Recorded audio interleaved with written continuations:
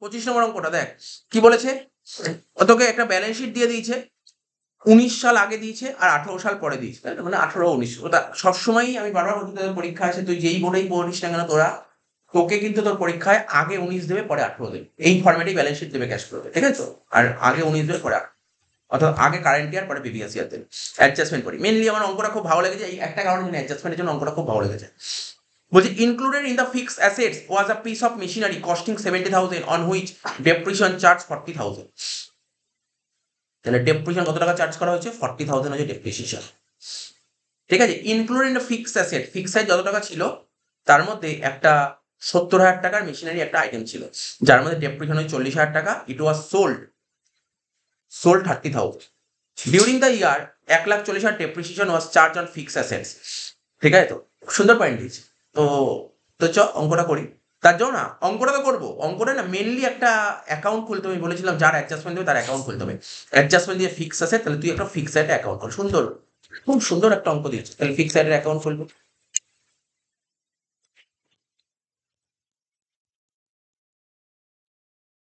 Fix assets এর account. এখানে লিখলাম অ্যাকাউন্ট, ডেবিট ক্রেডিট। জানিস তো অ্যাসেট, অ্যাসেট কি হয়? ডেবিট ব্যালেন্স, তাই তো? অ্যাসেট ডেবিট ব্যালেন্স, অ্যাসেট বাড়বে ডেবিট দিকে, কমবে ক্রেডিট দিকে, হয়ে গেল। এবার দেখি অ্যাসেটের ওপেনিং ব্যালেন্স কত ছিল, অ্যাসেটের ব্যালেন্স কত ছিল, দেখ ফিক্স অ্যাসেট, হ্যাঁ হ্যাঁ, না না ভুলভাল বলছিস, দেখ অ্যাসেটের ব্যালেন্স কত ছিল, অ্যাসেটের ব্যালেন্স ছিল দেখ 3 লাখ টাকা, ওপেনিং ছিল 3 লাখ, ক্লোজিং ছিল 5 লাখ। তাহলে লেখ ওপেনিং ছিল 3 লাখ, ক্লোজিং ছিল 5 লাখ।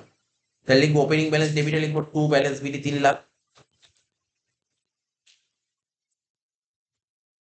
ক্লোজিং ব্যালেন্স ছিল 5 লাখ, বাই ব্যালেন্স ছিল 5 লাখ, হয়ে গেল। সুন্দর অঙ্ক, ঠিক আছে? 3 লাখ আর 5 লাখ। এবার কি বলেছিল অ্যাডজাস্টমেন্ট, বলেছিল কি ডিউরিং দ্য ইয়ার, মানে এই বছর 1,40,000 টাকা ডেপ্রিসিয়েশন হয়েছে ফিক্সড এর,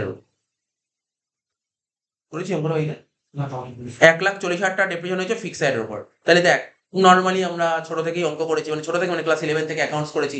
ডেপ্রিসিয়েশন, ডেপ্রিসিয়েশন হলে কি হয়? অ্যাসেটের ভ্যালু বেড়ে যায় না কমে যায়? কমে যায়। তাহলে কমে যায়, দেখ মাইনাস দিয়ে রেখেছি, কমে গেলে কোন দিকে ক্রেডিট দিকে লিখবো, লিখবো বাই ডেপ্রিসিয়েশন 1,40,000 লিখবো।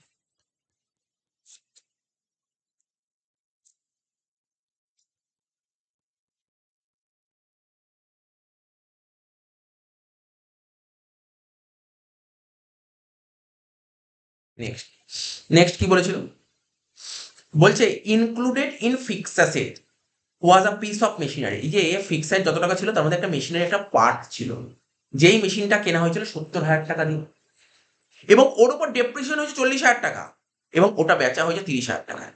তাহলে এটা একটা সুন্দর জিনিস দিয়েছে। তো এখানে লিখবো কি, নিচে লিখবো profit or loss on sale of machinery. ওই মেশিনটা বেচে প্রফিট হয়েছে না লস হচ্ছে, এটাই জাস্ট কিছু সিম্পল জিনিস। কি লিখলাম? Profit or loss on sale of machinery, workings, এটা আলাদা একটা ওয়ার্কিংস। প্রথমে কি লিখবো? কস্ট। তো মেশিনটার কস্ট প্রাইস কত ছিল দেখ, মনে পড়ে? মেশিনটা কেনা হয়েছিল কত টাকা? 70,000 টাকা দিয়ে, মনে পড়ছে? মেশিনটা কেনা হয়েছিল 70,000 টাকা। আরে মেশিনটা কিনেছিলে 70,000 টাকা দিয়ে, মেশিনটা ইউজ করেছিস তো, তারপর তো বেচবি। তাহলে ইউজ করলে তার উপর কি হয়? ডেপ্রিসিয়েশন হয়। এখানে কথা লিখতে হবে কি জানি, মাইনাস দিয়ে লিখবো ডেপ্রিসিয়েশন আপ টু ডেট। কি লিখলাম? ডেপ্রিসিয়েশন আপ টু ডেট বলে কথা লিখতে হবে। What is up to date? আমি তোকে একটা এক্সাম্পল বলছি।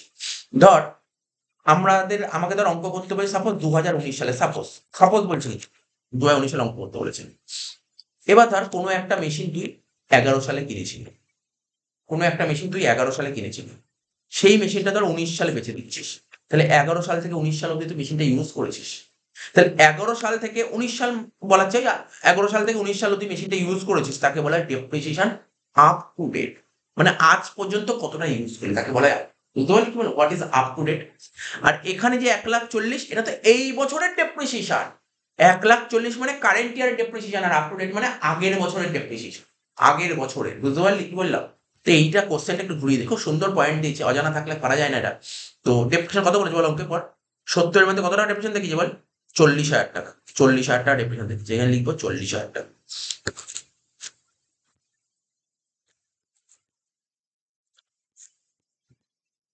বুঝতে পারলি এটা কি বললাম? এটা ভালো করে বুঝবি, কিন্তু এই পয়েন্টটা খুব সুন্দর, মানে হেভি পয়েন্ট দিয়েছে।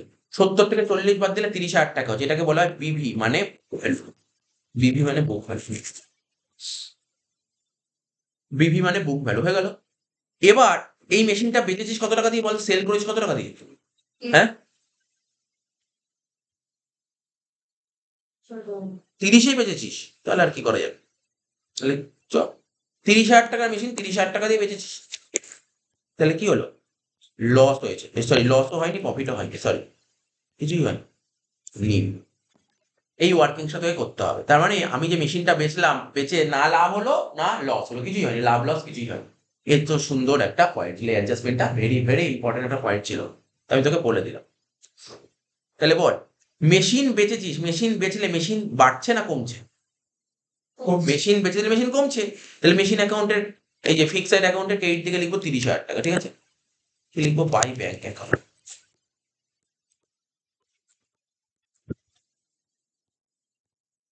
তাহলে 5 লাখ আর 1 লাখ 40, 6,40,000 আর 30, 6,70,000। এই দিক হলো 6,70,000। এই 6,70,000 থেকে যদি 3 লাখ বাদ দিন, কত হবে? 3,70,000। বলি এই 30,000 এখানে কেন লিখলাম? তুই তোর তো একটা মেশিন ছিল, মেশিনটা বেচে দিয়েছিস তো, তা মেশিন কিসের পার্ট? ফিক্স অ্যাসেটের পার্ট। তাহলে মেশিন বেচলে ফিক্স অ্যাসেট বাড়বে না কমবে? কমবে। তাহলে ফিক্স অ্যাসেট কমলে কোন দিকে লিখে? এই দিকে লিখা হচ্ছে, তাই তো লিখলাম। ভ্যালুটা 30,000, ভ্যালু 30,000 লিখলাম তো, লিখলাম তো, এই যে 30,000 মেশিনটা বেচে লিখলাম 30,000। সেলটা লিখবো, সেলটা লিখবো। আচ্ছা, এখানে কি লিখবো? এদিকে লিখতে হয় টু ব্যাক, মানে এবছর কত টাকার ফিক্সড পারচেস করেছি? 3,70,000। ঠিক আছে, এই ওয়ার্কিংসটা খুব জরুরি ছিল, ঠিক আছে?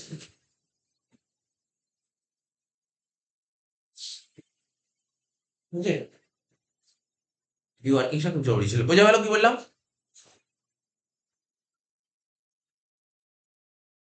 এবার দেখ, আর পিভিটি বের করতে হয়, পিভিটির কিছু গল্প কি বলে, পিভিটি বের করে নি ওয়ার্কিংস করে, তাহলে বেটার হবে। পিভিটি তো কিছু করতেও হবে না, ডাইরেক্ট হয়ে যাবে। অঙ্ক সোজা অঙ্ক ছিল রে, দাগ কাটতে হবে ক্যাশ ফ্লো। কি শিখেছি? রুপিসে কটা দাগ কাটতে হয়? 3টে। তাহলে এখানে লিখবো কি, ওই প্রথমে এ দিয়ে এলে cash flow form, cash flow form কি লিখবো? Operating activity, cash flow form operating.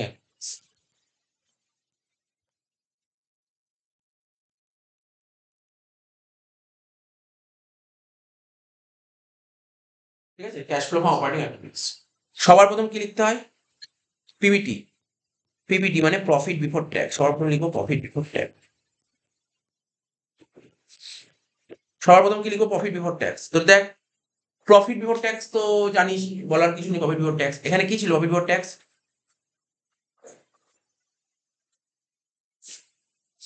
দেখ ভালো করে শুনবি, কিন্তু খুব ভালো অঙ্ক দিয়েছে। 18 সালে কি ছিল? 50,000 টাকা লস ছিল 18 সালে, ঠিক আছে? 18 সালে 50,000 টাকা লস ছিল, আর 19 সালে লসটা বেড়ে গিয়ে কত দাঁড়িয়েছে? 3,20,000। 50,000 লস ছিল, ওই লসটা বেড়ে গিয়ে 3,20,000 হয়ে যায়। লস কত? লস তো আরো হলো। বুঝতে পারছেন কি বললাম? শুরুতে ছিল 50 টাকা লস, ঠিক আছে, শেষে গিয়ে দেখি সেই লসটা 320 হয়েছে। তাহলে কত টাকা লস হলো ultimately? 270, 270, 2,70,000 net loss. Net loss কত লিখবো? 2,70,000। কত লিখবো? প্রফিট বিফোর ট্যাক্স লিখবো, এখানে লিখবো মাইনাস 2,70,000, কি লিখবো? মাইনাস 2,70,000। ঠিক আছে, তো পিবিটি কত হলো? মাইনাস 2,70,000, ঠিক আছে? এটা সবার প্রথম লিখলাম, মাইনাস 2,70,000 করেছিলি। প্রফিট বিফোর ট্যাক্স কত হয়েছে? মাইনাস 2,70,000 করেছিলি তো, মাইনাস 2,70,000। এর সাথে যোগ করতে কি শিখেছি? নন ক্যাশ আর নন অপারেটিং এক্সপেন্সেস, এর সাথে যোগ করতে শিখেছি নন ক্যাশ অ্যান্ড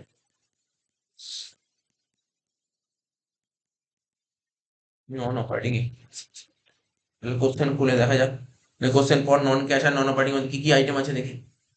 একটা তো আইটেম আসবে তোর ইন্টারেস্ট অন লোন। দেখ ভালো করে দেখ, 9% ডিবেঞ্চার, ডিবেঞ্চার মানে লোন, লোনের উপর 9% সুদ দিতে হবে।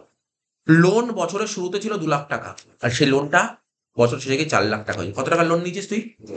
কবে লোন নিয়েছিস? আমি বলেছিলাম লোন হয় বছরের শুরুতে নিবি, নাহলে শেষে নিবি। তাহলে কবে লোন নেবো বল? শুরুতে। এই একজন বল, একজন শুরু একজন শেষ বলিস না। হ্যাঁ, শেষে।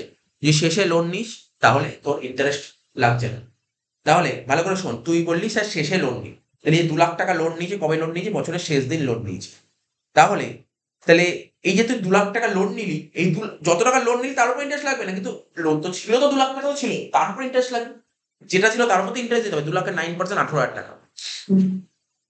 তাহলে এখানে ইন্টারেস্ট অন লোন, এই যে নন অপারেটিং,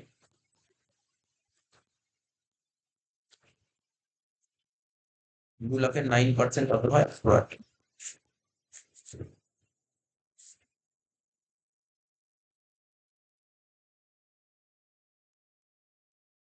মোটামুটি অঙ্কটা করতে কতটা জায়গা লাগবে দেখে নিচ্ছি। ওটার মধ্যে ধর অপারেটিং হয়, নেমে যাবে, বি দিয়ে লিখছি cash flow for investing activities.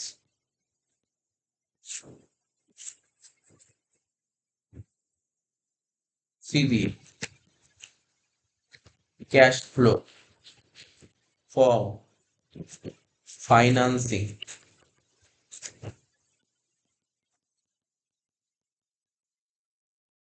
Activities. ঠিক আছে, দেখ কি ছিল এখানে? শেয়ার ক্যাপিটাল, ভালো করে মন দিয়ে শুনবি কিন্তু। শেয়ার ক্যাপিটাল শুরুতে কত ছিল? শেয়ার ক্যাপিটাল 4 লাখ, শেষে কত হলো? 7 লাখ। ক্যাপিটাল শুরুতে ছিল 4 লাখ, শেষে হলো 7 লাখ। তাহলে ক্যাপিটাল কি হচ্ছে বল? ক্যাপিটাল 3 লাখ টাকা বাড়ছে। মানে কি? মানে কি? নতুন করে শেয়ার ইস্যু করেছে। তাহলে শেয়ার ইস্যু করলে কোম্পানিতে কি আসে? টাকা আসে। টাকা আসে। এটা কোন অ্যাক্টিভিটি বলি? Financing activities. তাহলে ফাইন্যান্সিং এ লিখবি কি? Issue of share capital 3 lakh. Financing এ গিয়ে issue of share capital 3 lakh. এখানে issue of share capital 3 lakh হয়ে গেল।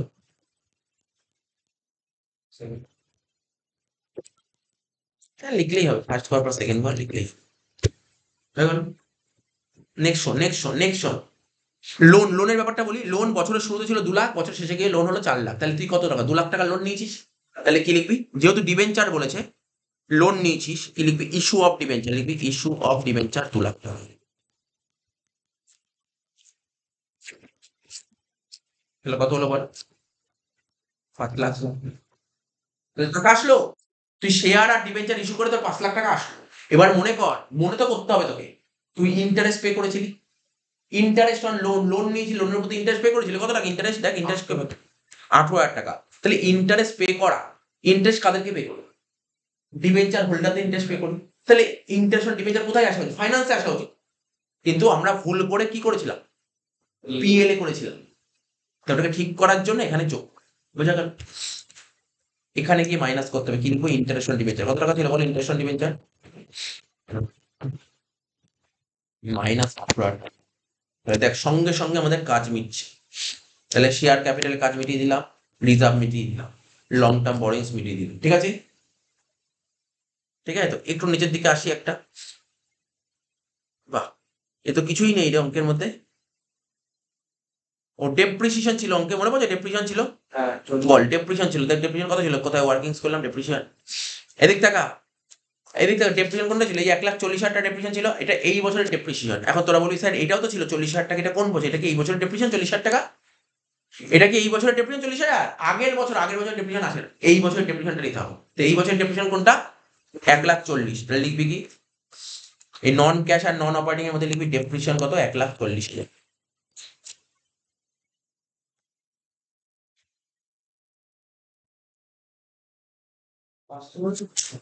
হ্যাঁ, 1,40,000 আর 18 যোগ করে কত হচ্ছে? 1,58,000। যোগ কর। 2,70,000 থেকে 1,58,000 বাদ দে। 1,12,000 নাকি মাইনাস?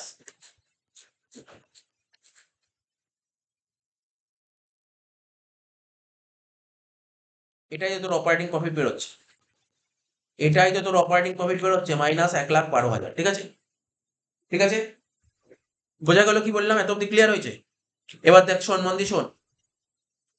এখানে কি ছিল? কেইটার্স। কেইটার্স ছিল 1,10,000, হলো 1,50,000। ক্রেডিটার্স ছিল 1,10,000 হলো 1,50,000। তাহলে ক্রেডিটার্স বাড়ছে, কি শিখেছিলাম? লাইবিলিটি বাড়লে কি করতে হয়? যোগ করতে হয়। লেখ ইনক্রিজ ইন কারেন্ট লাইবিলিটি, লেখ এখানে লেখ। কোথায় লিখতে হয়? এটা অপারেটিং এ করতে হয়, লেখ যোগ দিয়ে লেখ।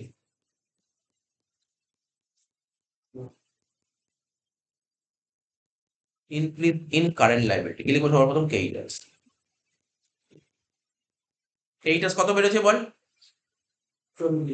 1,10,000 ছিল 1,50,000, মানে 40,000 টাকা বেড়েছে। প্রথম করে লিখবো 40,000। তারপরে লিখবো আউটস্ট্যান্ডিং এক্সপেন্সেস। ভালো করে শোন, কি বলেছে? আউটস্ট্যান্ডিং এক্সপেন্সেস ছিল 10, হলো 20। কত বললো? 10,000 টাকা। লেখ আউটস্ট্যান্ডিং এক্সপেন্স 10,000 টাকা লেখ। আর কিছু নেই। কত হলো? 50,000 টাকা। এবার অ্যাসেটে চলে আয়, অ্যাসেটে দেখ এখানে কি কি হলো। এটা হয়ে গেল, এটা হয়ে গেল। দেখ এইদিকে দেখ, আমাদের লাইবিলিটি সব খতম হয়ে গেছে, লাইবিলিটি খতম। অ্যাসেট সেরে চলে আসবে। স্টক, স্টক ছিল 50, হলো 1,00,000। কত বাড়লো? স্টক 50,000 বাড়লো। তাহলে স্টক বাড়লে মাইনাস হয়। ডেটার্স 1,00,000 ছিল 1,70,000 হলো, 70 বাড়লো, মাইনাস। তাহলে কি লিখবো?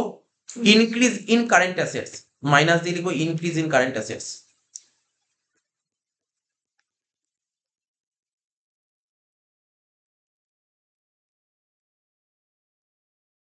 লিখবো স্টক। এই স্টক কত বললাম? স্টক 50,000, তাই তো?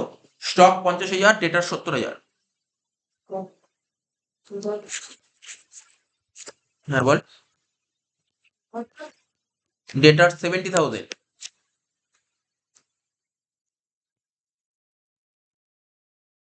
50 70 যোগ করে কত হলো? 1,20,000। এটা মাইনাস হবে।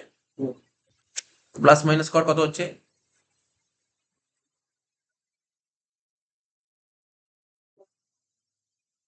দেখি প্লাস মাইনাস করো।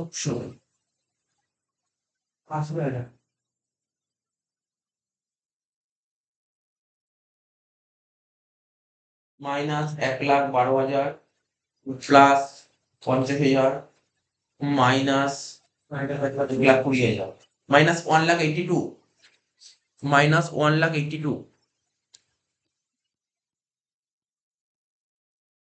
ঠিক আছে, হয়ে গেল মাইনাস 1,82,000। এটা হয়ে গেল কি? Cash flow from operating activities. এবার ইনভেস্টিং করবো, ঠিক আছে? ইনভেস্টিং করবো। দেখ ইনভেস্টমেন্ট কত ছিল অঙ্কে? ইনভেস্টমেন্ট 2,00,000 ছিল, 1,40,000 ছিল। ইনভেস্টমেন্ট কমে গেছে। ইনভেস্টমেন্ট কমতে পারে কখন? যদি ইনভেস্টমেন্ট বেচে দিই। তাই লিখবো সেল অফ ইনভেস্টমেন্ট 60,000 টাকা। লেখ সেল অফ ইনভেস্টমেন্ট 60,000 টাকা।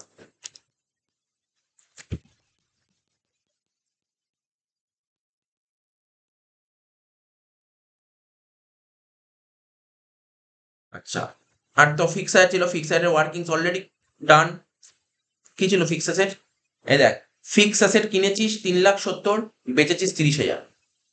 তাহলে কি লেখা উচিত? লেখ সেল অফ ফিক্স অ্যাসেট 30,000। লেখ সেল অফ ফিক্স অ্যাসেট 30,000।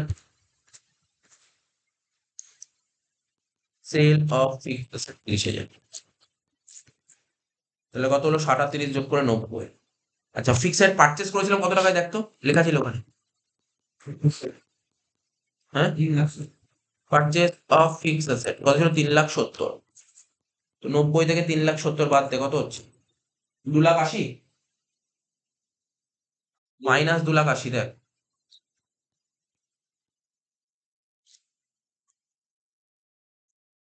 শেষ হয়ে গেছে। আর এখানে 5,00,000 থেকে 18,000 বাদ দিলে 4,82,000। 3,70,000 না? হ্যাঁ, পারচেস। হ্যাঁ,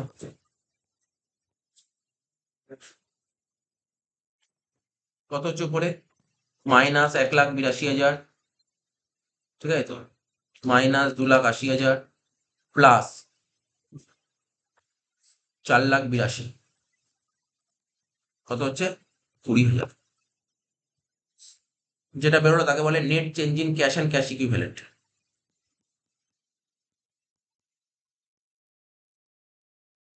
net change in cash and cash equivalent. এর সাথে যোগ করবো opening cash and cash equivalent. Opening cash and cash equivalent কত ছিল? 20,000 টাকা। অ্যান্সার মিলে গেছে তো? অ্যান্সার হলো কত? 40,000। লিখবো কি? ক্লোজিং ক্যাশ অ্যান্ড ক্যাশ থেকে। তো অঙ্কটার মধ্যে সেরকম কঠিন ছিল না, ওই একটা অ্যাডজাস্টমেন্ট ছিল, ওটাই একটু বোঝার ব্যাপার ছিল, ব্যাস। এই তো ছিল, সিম্পল একটা অঙ্ক ছিল।